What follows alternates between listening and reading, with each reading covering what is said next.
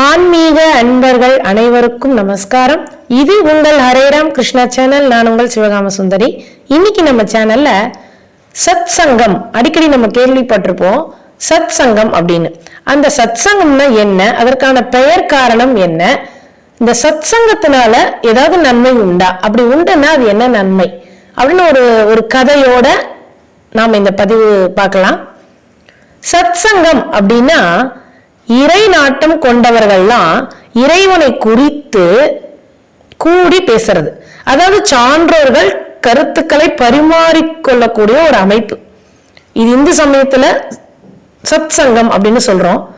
அதாவது பொதுவா எடுத்துக்கிட்டோம்னா ஒரு குரு மகான்கள் போன்ற சான்றோர்களிடம் அருகே இருந்து ஆன்மீக தேடலில் ஈடுபட்டுள்ள சாதகர்கள் இறைவனை குறித்து அறிந்து கொள்ளும் இடமாக கொள்ளலாம்.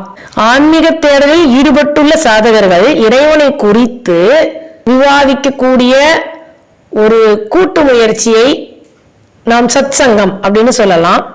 சுருக்கமாக சான்றோர்களின் கூட்டை சத் சங்கம் அப்படின்னு சொல்றோம். சரி, இதுக்கான பெயர் காரணம் என்ன?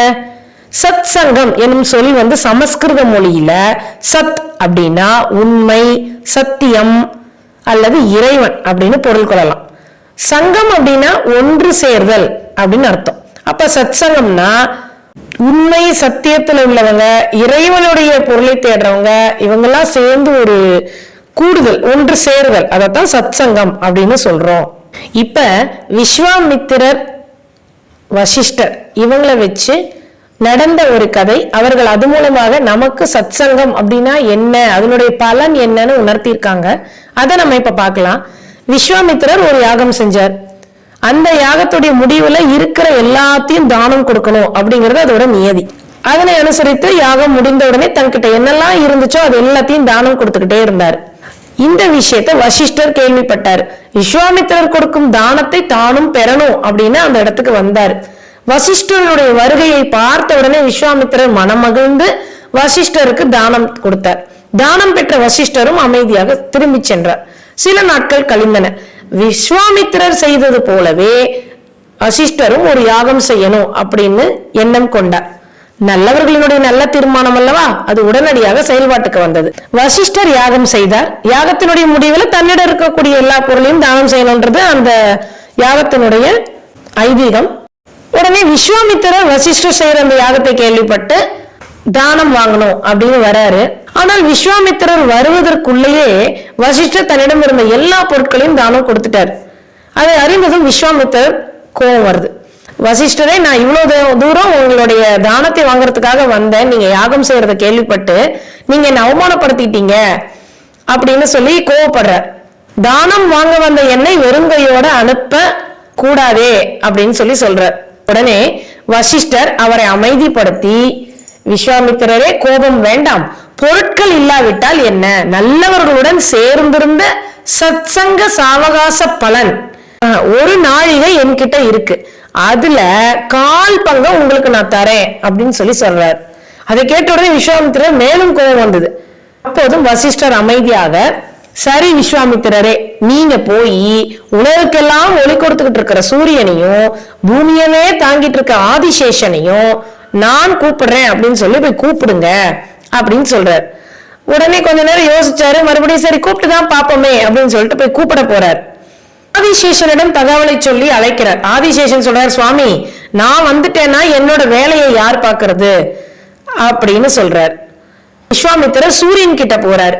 இந்த தகவலை சொல்லி அழைக்கிறார். சூரிய பகவான், சுவாமி உங்களுடன் நான் வந்துட்டேன்னா என் வேலை யார் செய்வாங்க, உலகம் இருண்டே போயிடுமே அப்படின்னு சொல்லி மறுக்கிறார்.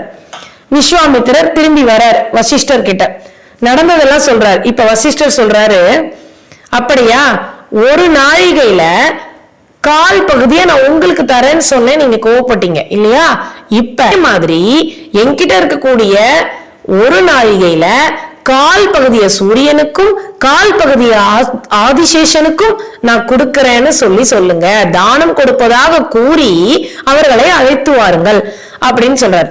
நான் கூட்டி இப்ப வராதவங்க இந்த 1/4 பகுதிக்காக வந்துருவாங்களா அப்படின்னு சொல்லி கோவப்படுறார். இல்ல, நீங்க ஒரு முறை திரும்பி சென்று அவர்களை அழைத்து பாருங்கள், இவ்வண்ணமே கூறி அவர்களை அழைத்து பாருங்கள் அப்படின்னு சொல்லி சொல்றார். சரி, என்ன சொல்றாங்கன்னு பாப்போம். இவரும் போய் அதே மாதிரி நடந்ததை சொல்லி ஆதிசேஷன் கிட்டையும் சூரிய பகவான் கிட்டையும் சத்சங்க பலன்ல கால் பகுதிய, ஒரு நாழிகையில கால் பகுதிய உங்களுக்கு தானம் தராராம், வாங்க அப்படின்னு சொல்லி கூப்பிட்ட அடுத்த நிமிஷம் சூரியனும் ஆதிசேஷனும் அப்படியே தன்னுடைய வேலைகளை விட்டுட்டு வராங்க. இவருக்கு ஒரே ஆச்சரியமா இருக்கு.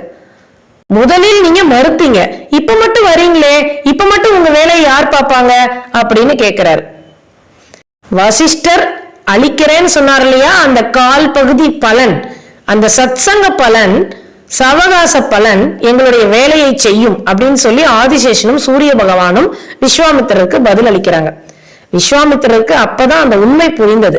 சத்சங்க சவகாச பலன் அப்படிங்கிறது நல்லவர்களுடைய கூட்டுறவு சேர்க்கை எப்படிப்பட்ட சக்தி படைத்தது அப்படிங்கிறத உணர்றாரு. விஸ்வாமித்திரர் பணிவோடு தன்னுடைய தவறை உணர்ந்து வசிஷ்டரிடமிருந்து அவர் தரேன்னு சொன்ன தானம் தரக்கூடிய அந்த ஒரு நாழிகையில கால் பங்கு சத்சங்க சாவகாச பலனை பெற்று மகிழ்ச்சியோட திரும்பி செல்றார். சரி, இப்ப நம்ம சொல்லிக்கிட்டே இருக்கோம் ஒரு நாழிகை கால் பங்குன்னு சொல்றோம். அந்த ஒரு நாழிகைனா என்ன, கால் பங்குன்னா என்ன அப்படின்னா, ஒரு நாழிகை அப்படிங்கிறது 24 நிமிஷம், அதுல கால் பங்குங்கிறது 6 நிமிஷம். 6 நிமிஷ பலனே இவ்வளவு பலன் அப்படின்னா சத்சங்கத்துல இருக்கும் அப்படின்னா அது எவ்வளவு பெரிய பலன். அதனால எங்கெல்லாம் கூட்டு பிரார்த்தனை நடக்குதோ, எங்கெல்லாம் பக்தி செய்யறாங்களோ, எங்கெல்லாம் பகவத்கீதை பாகவதம் போன்றதெல்லாம் படிக்கிறாங்களோ, அந்த மாதிரி சத்சங்கங்கள்ல நாம நம்மளை இணைச்சுக்கிட்டு, சத்சங்கம் கிடைக்கிறதுங்கிறது ஒரு பெரிய விஷயம். அந்த மாதிரி சத்சங்கம் கிடைக்கிற இடத்துல நாம நம்மளை இணைத்து மேல மேல நம்மளுடைய ஆன்மீக தேர்தலுக்கான விடைகளை தெரிந்து இறைவனை அடையணும். சரி, இப்ப இன்னும் தொடர்ந்து இந்த கதையை பார்ப்போம். அந்த பலனை வாங்கிக்கிட்டு விஸ்வாமித்திரர் வசிஷ்டர் கிட்ட இருந்து அவர் தானம் கொடுத்த ஒரு நாழிகையில கால் பங்கு தானத்தை வாங்கிட்டு ரொம்ப மகிழ்ச்சியோட தன்னுடைய இல்லம் நோக்கி திரும்புறார். அங்க போய் பார்த்தா தன்னுடைய ஆசிரமத்துல வாசல்ல மகாவிஷ்ணுவை போல தோற்றம் கொண்ட 2 பேர் நிக்கிறத பாக்குறாரு. அவர்களை நெருங்கி செல்லும் பொழுது விஸ்வாமித்திரர் கேட்கறதுக்கு முன்னாடியே அவங்க சொல்றாங்க, விஸ்வாமித்திரரை பார்த்து, சுவாமி, நாங்கள் பகவானின் ஏவலர்கள், பகவான் ஸ்ரீராமராக அவதாரம் செய்ய போகிறார், அப்போது சீதாதேவிக்கும் ஸ்ரீராமருக்கும் திருமணம் செய்து வைக்கும் பாக்கியம் உங்களுக்கு கிடைத்திருக்கிறது, பகவான் அறிவித்து விட்டு வர சொன்னார், எல்லாம் சத்சங்க சாவகாச பலர் அப்படின்னு சொல்லிட்டே அவங்க போறாங்க. அதை கேட்ட உடனே அவருக்கு அவ்வளவு ஒரு சந்தோஷம். அதன்படியே யாக சம்ரட்சணம் என்ற பெயரில் ஸ்ரீராமரையும் லட்சுமணனையும் விஸ்வாமித்திரர் அழைத்து போனது, சீதா கல்யாணம் நடந்தது, எல்லாமே நமக்கு அப்புறம் தெரிந்த கதை.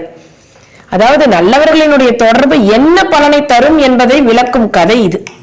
நல்லாரை காண்பதும் நன்றே, நலம் மிக்க நல்லார் சொல் கேட்பதும் நன்றே, நல்லார் குணங்கள் உரைப்பதும் நன்றே, அவரோடு இணங்க இருப்பதும் நன்றே, பொறுமையை விட மேலான தவமும் இல்லை, திருப்தியை விட மேலான இன்பமும் இல்லை, இரக்கத்தை விட உயர்ந்த அறமும் இல்லை, மன்னித்தலை விட ஆற்றல் மிக்க ஆயுதமும் இல்லை. தோல்விகள் சூழ்ந்தாலும் இருளை விளக்கும் கதிரவனைப் போல அதனை நீக்கி அடுத்தடுத்த வெற்றிப்படியில் காலடி எடுத்து வைக்க இறைவன் அருள் புரிய இறைவனடி நாட வேண்டும், சத்சங்கத்தில் இணைய வேண்டும். சத்சங்கத்தில் இணைவோம், இறை சிந்தனையில் ஈடுபடுவோம், இறைவனை அடைவோம் என்று கூறி இந்த உரையை முடித்துக் கொள்கிறேன். நன்றி, வணக்கம்.